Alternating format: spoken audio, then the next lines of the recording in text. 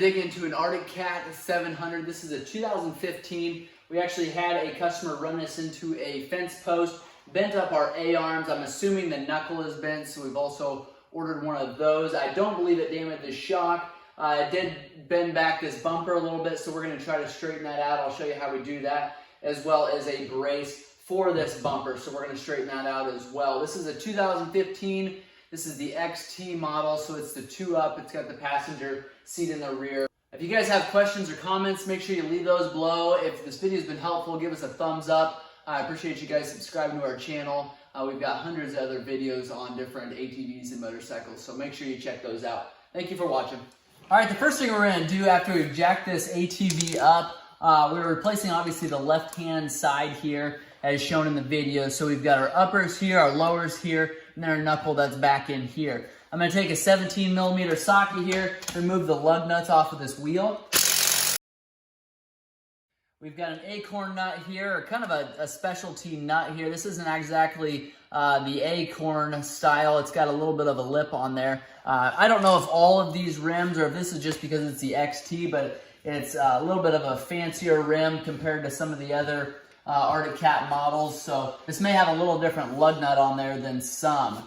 Next thing you're going to do, I'm going to pull these Torx bolts here to get those removed. And then because we are replacing this knuckle too, and I'm not 100% sure that this knuckle is bent, but I'm going to go ahead and replace it because a lot of times what happens is everything is shifted back. A lot of times it kind of bends those knuckles as well. So I'm going to remove the two 10mm bolts that hold this caliper on. I'm going to remove the lower shock bolt here. It looks like a 14 and a 12. And then we can go and remove our hub here. We've got a cotter pin that we're going to pull. All right, we're going to go ahead and pull this skid plate off. It's a T30 Torx, so you can use a Torx bit on there to pull these bolts off of there. This is damaged slightly, but we're going to reuse it. Not a big deal that it's damaged. Pull these two off.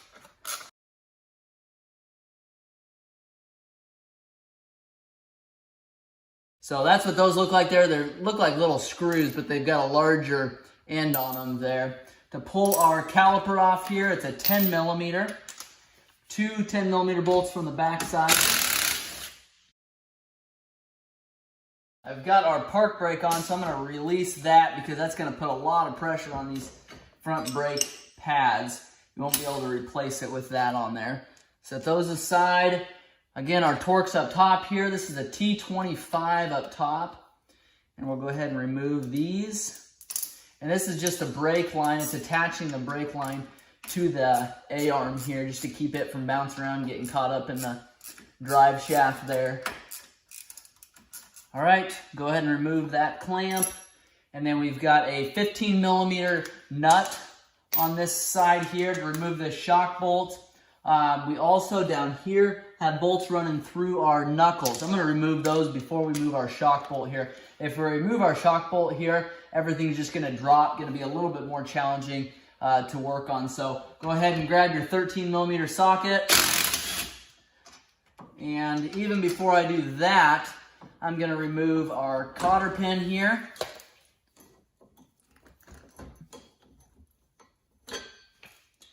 Okay, we'll go ahead and remove this 1 3/16 nut here. We've got the cotter pin removed. I'm going to use air on this. If you had the caliper on there, you set the park brake, that'll hold your actual hub, and you can spin that off using a regular wrench or a ratchet. We already have the caliper off. We've got this pneumatic impact driver, so we'll go ahead and remove it like that. Okay, then that is removed. We'll go ahead and pull this hub off of there. That's what the hub looks like there. Bearings actually feel good. It's really hard to tell if these are completely straight. Like I said, these are fairly inexpensive, used, and as long as they haven't been in any kind of accidents, typically they don't break or bend for no reason. Occasionally the wheel bearings will be out on them, so you do have to replace those. But next thing I'm going to do is pull our tie rod bolt here. We've got a cotter pin in the back, I guess our tie rod end. So straighten out this cotter pin, push it through, and I like to use a pair of side dikes there, just pull it out, that backside there. Grab our 17 millimeter, and it's gonna actually spin on us. So I'm gonna grab a 14 millimeter, yep, and loosen that up. Now we're able just to take our end, pull it off of there. That's what our tie rod end looks like. Now I will go ahead and remove, at this time you can remove these 13 millimeter bolts here, and our knuckle will be completely unattached from our A-arms. So you can take and push that down, that's out.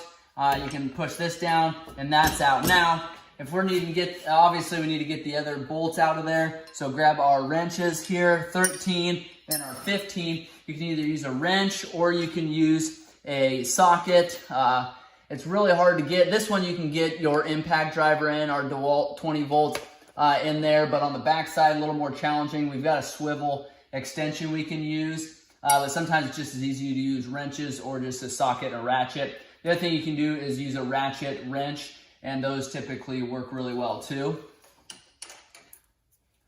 These have a locking nut on them, so sometimes they can be a little more challenging. All right, once you get those bolts off of there, you can take and totally take this knuckle off. So just tap on it. And that knuckle is off of there. You can set that down. You want to make sure you don't take or rip any of these boots here, either of those boots there. So there is the knuckles side by side. To be honest, not a ton of difference, but sometimes because of the way the knuckle is set up, it doesn't take much to throw these off. So I think if I were to sit here and compare quite a bit, I think we probably would see a difference, but it's hard to say for sure. So we got that knuckle off. I'm gonna set that aside so I don't get it mixed up with the new one here, because this is a used knuckle. I'm gonna go ahead and remove this bolt for our shock. So we've got a 15 again and a 13, 15 nut and a 13. Like they've put red Loctite on these, which is very, very difficult to pull out of there without some heat. So just be careful of that. I don't want to heat these up. I don't want to ruin these bushings in the shocks and the ball joints on the A-arms there. Go ahead and remove that. Now we can take our bolt, pull it out of the A-arm. Okay, the nut is off of the front there. We're gonna go ahead and pull this bolt back. If you've got a machine that's been in a lot of water, this process is gonna be pretty challenging. So it shouldn't be tight on there, but a lot of times if it's wet and rusty, or has been wet and is rusty, it's gonna be pretty hard to pull out.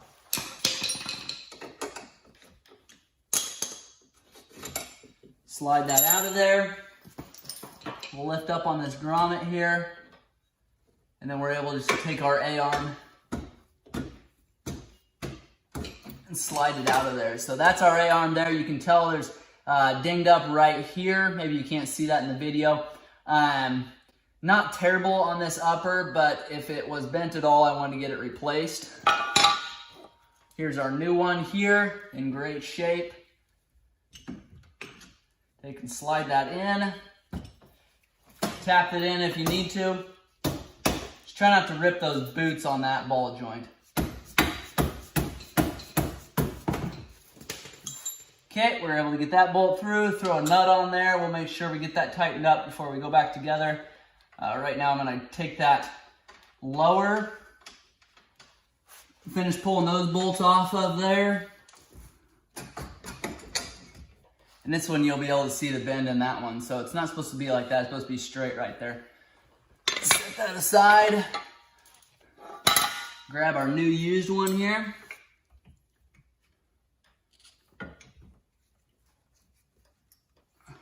What I was hoping was the case that the frame wouldn't actually be bent on there, and it doesn't look like it is.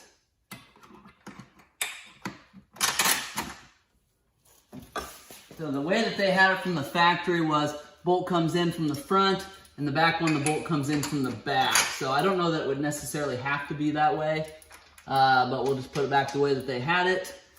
Put our lock nuts on there.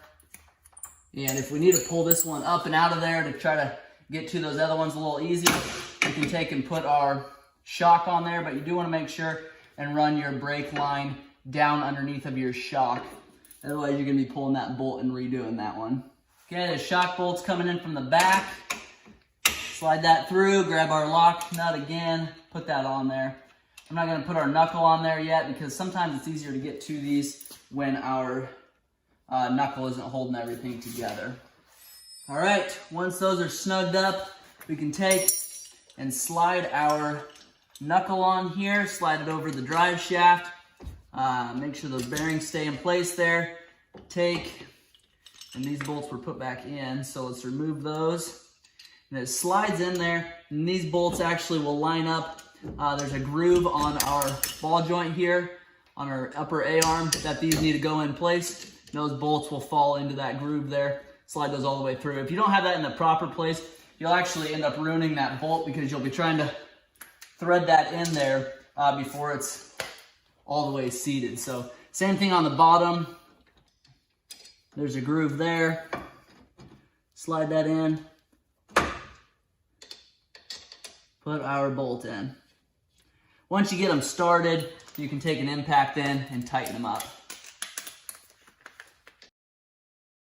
Okay, we'll tighten up our shock bolt.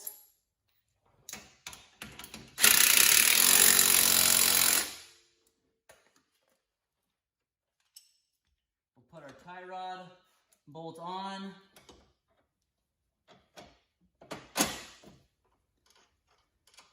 And this one, remember, has the cotter pin through it, so put our 17mm nut on there and then slip our cotter pin through. It's the smaller of the two cotter pins if you're reusing them. Now we can take and slip our hub on. You might have to take your hand, get in behind that axle, push on it just to shove that axle all the way through. And then we've got our larger 1 3/16" nut there that goes on.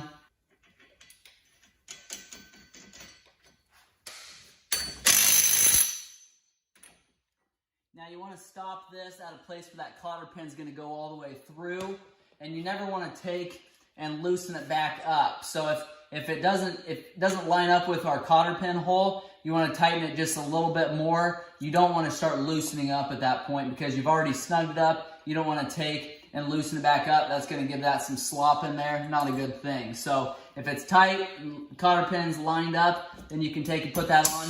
I like to take and bend both sides.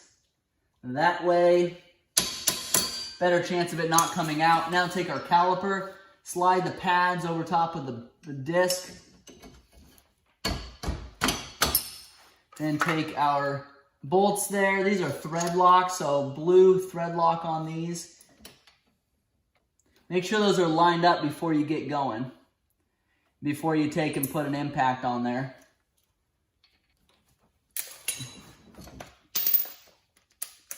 Then you can take your 10mm, snug those up. Okay, then we've got our cable holder here. So that's the two Torx. They've got an arrow going forward. I don't know that it really matters, but we'll put that going forward.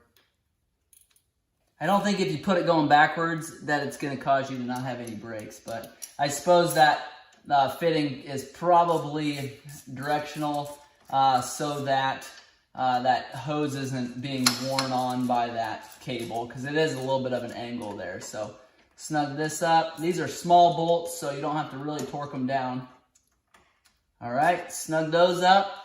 Now we're going to take our larger Torx bolts, run them in here. You do want to make sure that they are centered because they've got a lip on there that'll kind of center this guard here. This guard is to protect those CV boots from getting hit with twigs and corn stalk, stuff like that. So you do want to make sure that this guard is on there. All right, center that, snug these up. Okay, now we just need to throw that rim back on there, tighten our lugs down, make sure you do that in a cross pattern. Don't torque any of them down until they're all fairly tight. You're able to give that rim chance to center itself. So that is changing the upper and lower A-arms on the Arctic Cat 700. If you guys have questions or comments, I'm going to make a service video of this machine as well as an overview. So I'm going to show you what a lot of the components are on this machine. I want to show you how to get to cylinder head, adjust the valves, work on the fuel system, change oil, like I said, work on the rear end, dig into that. We've got the cooling system that we can work on. This one's power steering, so there's some videos that we could potentially do on that. So make sure you check our channel out for a couple of those videos. I do appreciate you guys watching.